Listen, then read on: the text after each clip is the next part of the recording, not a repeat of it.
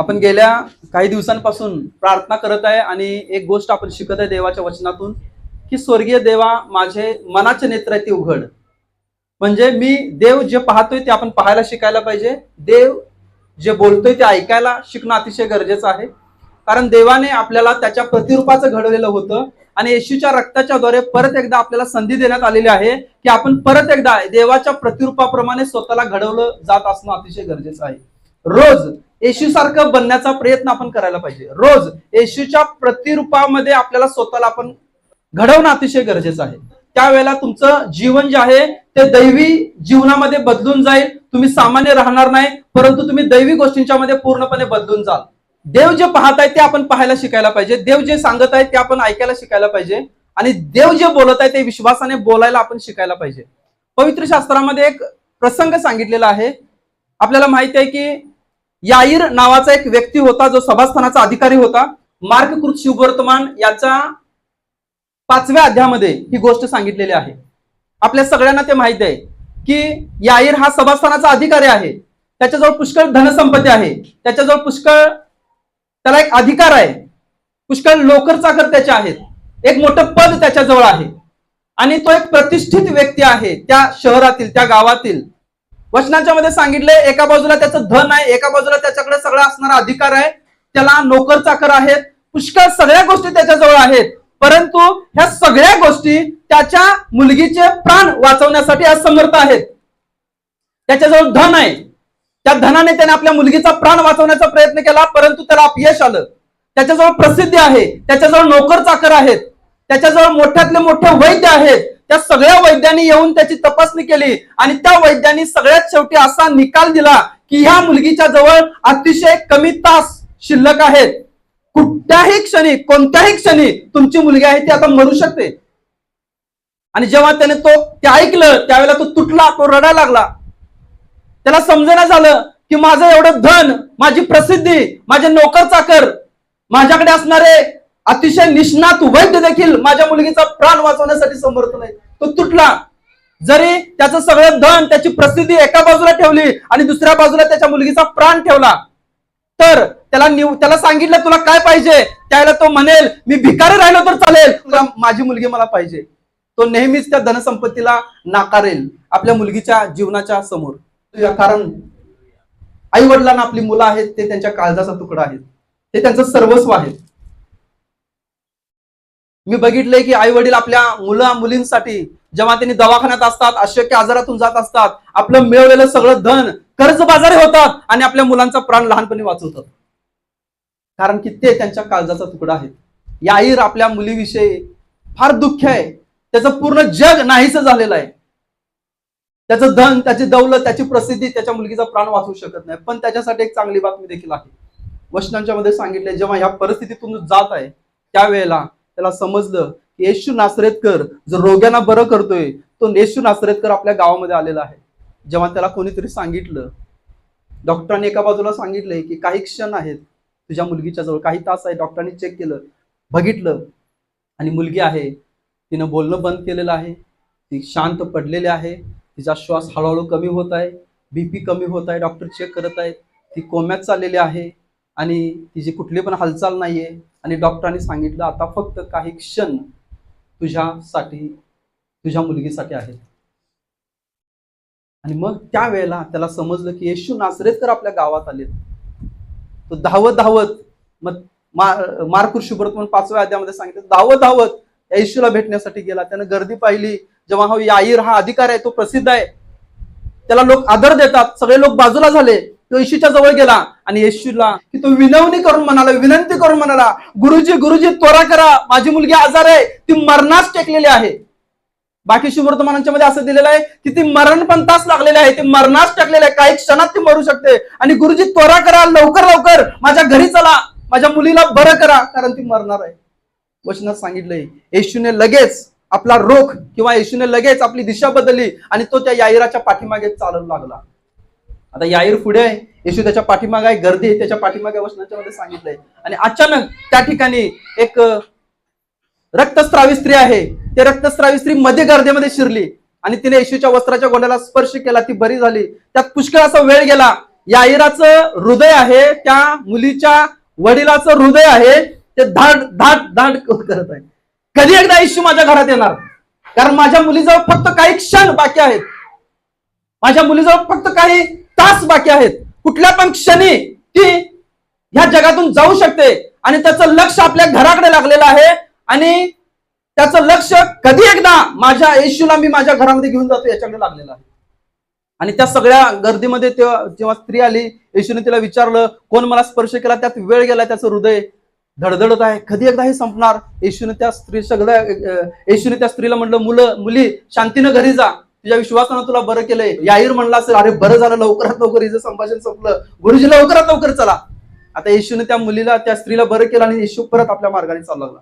आता जेव्हा तो धावत धावत पळत पळत तिकडे जात आहे आपल्या घराच्या दिशेने, वचनात सांगितलेलं आहे त्या ठिकाणी त्या याईराच्या घरातून काही लोक आहेत ते आले. आणि जेव्हा या याईरानं त्या लोकांना बघितलं, आपल्या नोकरांना माझ्या दिशेने येत आहेत,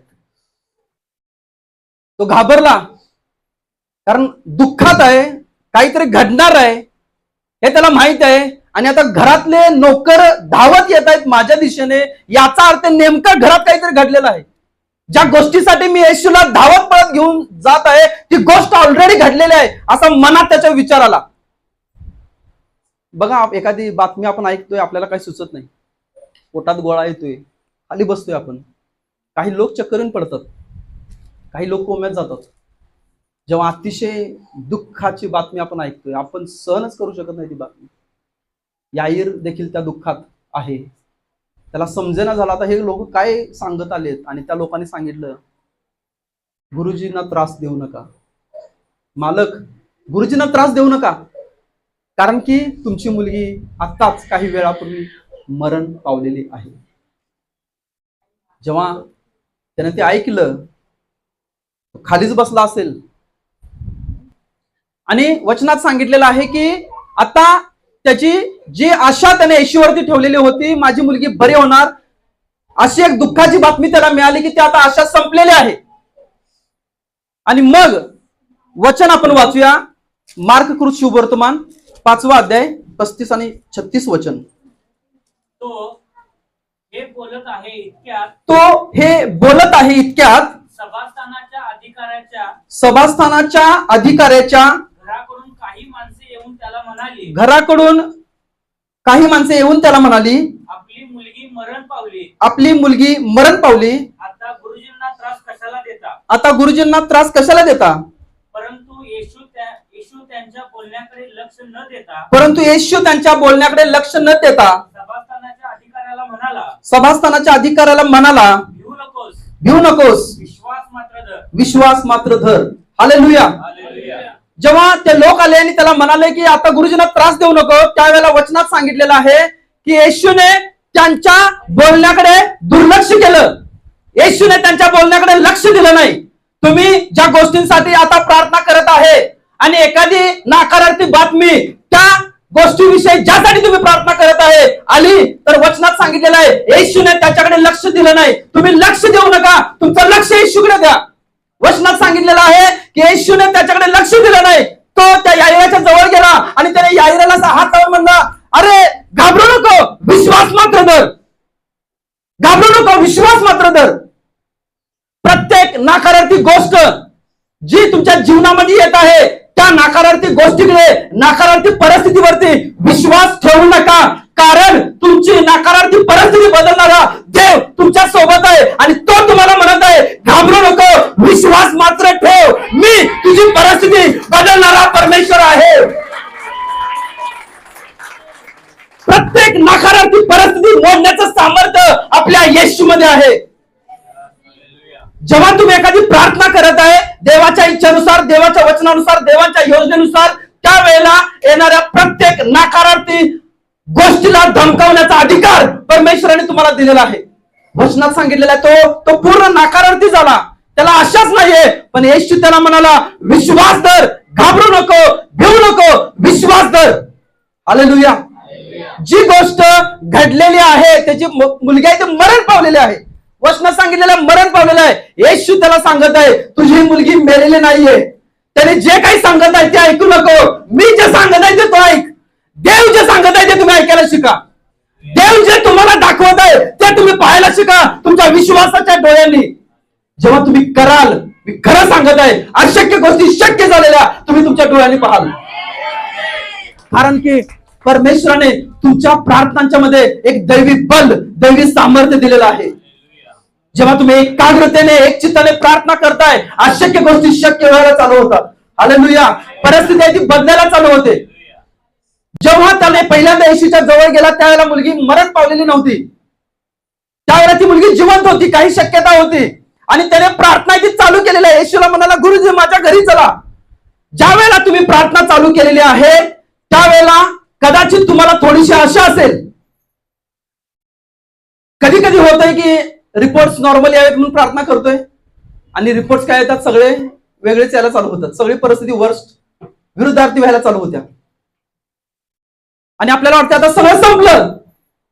तुम्ही ज्या वेळेला प्रार्थनेचा निर्णय घेतलाय त्याच वेळेला स्वर्गामध्ये परमेश्वराने तुमच्या प्रार्थनेचं उत्तर दिलेलं आहे. विश्वास ठेवा. फक्त ह्या दिसणाऱ्या जगात ते उत्तर यायचं बाकी आहे. आणि म्हणून जोपर्यंत तुम्हाला दिसत नाही ह्या जगामध्ये तोपर्यंत तुम्ही प्रार्थना करणं त्या गोष्टीसाठी थांबू नका. कारण येशू म्हणाला, जे तुम्ही प्रार्थनेत मागताय ते मिळालंच आहे असं समजा. दानिएलाच्या प्रार्थनेचं उत्तर 21 दिवसांच्या पूर्वीच मिळालेलं होतं, पण त्याने प्रार्थना थांबवली नाही. जेव्हा त्याने उत्तर बघितलं त्यावेळेला वचनात सांगितलं की देवदूत त्याला म्हणाला, पहिल्या दिवशीच तुझ्या प्रार्थनेचं उत्तर आहे ते मी ऐकलेलं होतं. हालेलुया. तुम्ही दिसणाऱ्या परिस्थितीवर विश्वास ठेवू नका, कारण तुम्ही दैवी आहात. दैवी गोष्टींसाठी परमेश्वराने तुम्हाला पाचारण केलेलं आहे. काही दिवसांच्या पूर्वी मी एक साक्ष आहे ती ऐकली आणि ती अद्भुत साक्ष आहे, आपल्याला उत्तेजन देणारी साक्ष आहे. डॉक्टर पौल डेव्हिड एंगिचो, आपल्या सगळ्यांना माहिती, तिथं फोटो आहे बघा त्यांचा. पास्टर डॉक्टर डेव्हिड पौल एंगिचो. तुम्ही प्रार्थना जीवन सुरू करण्याचा विचार करता तर अजूनही वेळ गेलेली नाही. जसं जीवन जगण्यासाठी श्वास गरजेचा आहे तसं ख्रिस्ती जीवनासाठी, विश्वासणाऱ्यांसाठी प्रार्थना ही अतिशय गरजेची आहे. त्यांची साक्ष आपण बघितल्या. अशक्य अशा टीबी आजारातून परमेश्वराने त्यांना वाचवलं आणि मग त्यांनी जगातील सगळ्यात मोठ्या मंडळीचे पालक झाले. आता ह्या पास्टरांचा एक प्रभाव अनेक लोकांच्या वरती होता त्या काळामध्ये. आता ते नाहीये, परवा ते एक्सपायर झाले. परवा म्हणजे 2021 ला, 2-3 वर्षांच्या पूर्वी. यांचा प्रभाव अनेक लोकांच्या वरती होता. अनेक लोक यांचे ऑडिओज ऐकायचे. त्यांची एक साक्ष मी ऐकली. एक पास्टर होते जे मुस्लिम देशामध्ये सेवा करत होते. इंडोनेशिया, जगातील सगळ्यात मोठी मुस्लिम कंट्री, आजूबाजूला सगळे मुस्लिम, मंडळीत फक्त 10 ते 12 लोक. आणि ह्या 10-12 लोकांना घेऊन सेवा करत असताना त्यांना त्रासातून प्रचंड जावं लागायचं. आणि त्यांनी ह्या देवाच्या सेवकाला बघायचे की जगातील सगळ्यात मोठ्या मंडळीचे पास्टर आहेत. रहस्य यांना पाहिजे आहे की कसं प्रकारे माझी मंडळी वाढणार. आणि जेव्हा ह्यांनी आपली परिस्थिती बघायचे त्यावेळेला लोक ह्यांना यांची परिस्थिती बघून चिडवायचे. का? कारण की यांचा जो मुलगा आहे तो मुलगा जन्मताच अपंग आहे, बेडवरती पडलेला आहे. त्याला बोलता येत नाही, त्याला चालता येत नाही. त्याची वाढ होत आहे परंतु मानसिक वाढ होत नाही. त्याला चालता येत नाही, त्याला बोलता येत नाही. ज्या लोकांच्या तू सेवा करायचा ते लोक त्याला येऊन म्हणायचे, तुझा येशू बरं करतोय ना, मग तुझ्या मुलग्याची परिस्थिती अशी का आहे? 10 ते 12 लोकांच्या मध्ये त्यांनी सेवा करायचे. आणि ह्या जेव्हा ह्यांनी त्या डेव्हिड एंगेजचे संदेश बघायचे, पास्टरांचे संदेश ऐकायचे, त्यावेळेला उत्तेजन मिळायचं की देव काहीतरी करू शकतोय. परंतु प्रत्येक वेळेला जेव्हा ह्यांनी निर्णय घ्यायचे त्यावेळेला निराशेची परिस्थिती बघून खाली तुटायचे. आणि एक दिवशी ह्यांना देवाने संधी दिली त्या देवाच्या सेवकाला भेटण्याची. आणि ते देवाच्या सेवकाला भेटले आणि देवाच्या सेवकाला सांगितले, पास्टर मला एक प्रश्न तुम्हाला विचारायचा आहे. माझ्या मंडळीत फक्त 10 ते 12च लोक आहेत आणि माझा मुलगा आहे तो जन्मताच तो अपंग आहे, त्याला चालता येत नाही, बोलता येत नाही, त्याची मानसिक वृद्धी काय होत नाही. आणि त्याच्यामुळे लोक मला चिडवतात, तुझा येशू कुठे गेला असं मला म्हणतात. आणि ह्या त्रासात मी सेवा करत आहे, मला देखील येशूचं सामर्थ्याने प्रचार करायचा आहे, मला रहस्य सांगा. डेव्हिड पौल एंगेजो त्यांनी सांगितलं, मी तुला एकच रहस्य सांगतो की तू तुझ्या खोलीमध्ये जा, तुझा मुलगा ज्या ठिकाणी झोपलाय त्या खोलीचं दार बंद कर, तिथे तू जा आणि दिवसभर गुडघे टेकून त्याच्यासाठी प्रार्थना कर. तेव्हा मला तू पाहिजेस, तेव्हा मला तुझी उपस्थिती पाहिजे. 1 महिना प्रार्थना कर आणि मग मला तू भेट. त्यांनी कदाचित त्या काळामध्ये त्यांनी पत्र व्यवहारासाठी पत्ता दिला असेल, माहित नाही. आणि तो व्यक्ती गेला आपल्या घरात, आनंदी झाला, उत्तेजन मिळालं त्याला, देवाच्या सेवकाला भेटलो, प्रार्थना अभिषेक मिळाला प्रार्थनेचा. आपल्या मुलाचं त्यांनी लोकांना भेटणं सगळं सोडून दिले आणि त्या मुलाच्या खोलीमध्ये गेले आणि सकाळी 7 वाजल्यापासून ते संध्याकाळी 7, 8, 9, 10 वाजेपर्यंत गुडघे टेकून देवाजवळ प्रार्थना, प्रभू माझ्या मुलाला बरं कर, प्रभू मला तुझं सामर्थ्य बघायचं आहे, प्रभू मला तुझी उपस्थिती पाहिजे. 1 महिना कंटिन्यू प्रार्थना करत आहेत. तर 30 दिवस संपले, 1 महिना संपला. पास्टरांनी सांगितलेलं 1 महिना. त्यांनी गेले, परत पास्टरांना फोन केले, पास्टरांशी कॉन्टॅक्ट करून म्हणले, पास्टर काहीच घडलं नाही, 1 महिना मी प्रार्थना करत आहे, पूर्ण स्वतःला झोकून दिलेला आहे, काहीच घडलं नाही. पास्टर म्हणले, आता बरोबर तू राईट मार्गावरती आलेला आहेस. 1 महिना जर तू प्रार्थना करू शकतोयस तर तू अजून प्रार्थना स्वतःला झोकून देऊ शकतोयस. तुझं उत्तर तुझ्या मार्गावरतीच आहे, प्रार्थना करणं सोडू नकोस. त्यांना परत उत्तेजन मिळालं. पास्टर म्हणले, परत 1 महिना प्रार्थनेत बस. परत आले, परत 1 महिना प्रार्थनेत बसले आणि मग 1 महिना प्रार्थना केले, 2 महिना प्रार्थना केले. प्रार्थनेचे 3 महिने ते संपले, काहीच घडण झाले. त्यानंतर परत एकदा त्यांनी भेटायला गेले त्यांना आणि सांगितले, 3 महिने मी खंड प्रार्थना करत आहे, काहीच घडलेलं नाही. त्यांनी सांगितलं की तुझा चमत्कार आता तुझ्या समोर आहे. आता या क्षणी तू माघार घेऊ शकत नाहीस, कारण चमत्कार तुझ्या जवळ आहे. आता माघार घेऊ नको, प्रार्थनेत राहा. परत आले आणि प्रार्थनेत बसले आणि 3 महिने 10व्या किंवा 11व्या दिवशी जेव्हा त्याने प्रार्थना करत होते त्यावेळेला प्रार्थना चालू असतानाच त्यांच्या मुलाने त्यांना हाक मारली, पप्पा. त्याने आवाज ऐकला, आनंदित झाले. परमेश्वराचं बल त्या मुलामध्ये आलं. जो झोपलेला होता, जो कधीच चालू शकला नव्हता, जो बोलू शकत नव्हता, तो मुलगा सगळीकडे चालू लागला. सगळे आजूबाजूचे लोक आहेत ते लोक बघायला आले, मुलगा चालत आहे, कसं काय झालं. आणि लोक त्यांच्या मंडळीत सहभागी झाले. 12-13 लोकांची मंडळी 300 लोकांची झाली, 400 लोकांची झाली, 1000 लोकांची झाली. आणि 5 वर्षामध्ये ती मंडळी इंडोनेशियातील सगळ्यात मोठी मंडळी झाली. हालेलुया. इंडोनेशिया देशातील सगळ्यात मोठ्या मंडळीचे पालक ते झाले. मला तुम्हाला सांगायचं आहे, आपला देव चमत्कार करणारा परमेश्वर आहे. तुम्ही जर स्वतःला झोकून देण्यासाठी तयार आहे तर परमेश्वर तुमच्यासाठी आकाश आणि पृथ्वी हलवून सोडण्यासाठी तयार आहे. परमेश्वर जर यहोशुवासाठी सूर्य थांबवू शकतोय तर तो परमेश्वर तुमच्यासाठी काही पण करू शकतोय.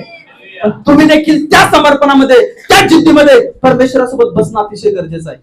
कारण परमेश्वराने तुम्हाला एक दैवी म्हणून पाचारण केलेलं आहे. वचनात सांगितलेलं आहे की तो जो याईर होता तो निराश होता, झालेला होता. त्याला वाटलं सगळं संपलं. येशू म्हणाला, मुला सगळं संपलेलं नाही, घाबरू नको. आणि येशू त्या याईरासोबत त्याच्या घरी गेला आणि त्या ठिकाणी त्याने पेत्र, याकूब, योहान यांना घेतलं, दार बंद केलं आणि त्या मुलीला म्हणलं, टबिता कुम. ती मुलगीला म्हणलं की मुली तू उठ. त्यावेळेला वचनात सांगितले ती मुलगी जी मेलेली होती ती जिवंत झाली आणि लोकांनी आश्चर्य केलं. अशी कुठलीही परिस्थिती अतिशय अतिशय अतिशय गंभीर नाहीये जी देवाला अशक्य आहे. जो परमेश्वर 4 दिवस मेलेल्या लाजराला जिवंत करू शकतोय, तो परमेश्वर तुमची परिस्थिती एका क्षणात बदलण्याचं सामर्थ्य त्याच्याजवळ आहे. तुम्ही स्वतःला देवाच्या उपस्थितीमध्ये, प्रार्थनांच्या मध्ये, अभिषेकामध्ये झोकून द्या. कारण आपण ह्या मध्य रात्रीच्या काळातील मंडळी, जागृत राहणारी मंडळी आहे. पवित्र आत्म्याचं तेल जोपासून त्या पवित्र आत्म्याच्या अग्नीमध्ये चालणारी मंडळी आहे. देव नक्कीच तुमच्या जीवनातील प्रत्येक गोष्टींच्या मध्ये त्याच्या अभिषेकाचा, त्याच्या उपस्थितीचा, त्याच्या सामर्थ्याचा वर्षाव करेल आणि अद्भुत रीतीने परमेश्वर तुम्हाला वापरायला चालू करेल. आपण सर्वजण आपले डोळे बंद करूया. धन्यवाद येशू, थँक्यू जीसस. जे वचन आज तुमच्यासाठी आलेलं आहे, पवित्र परमेश्वर म्हणत आहे, भिवू नको, विश्वास मात्र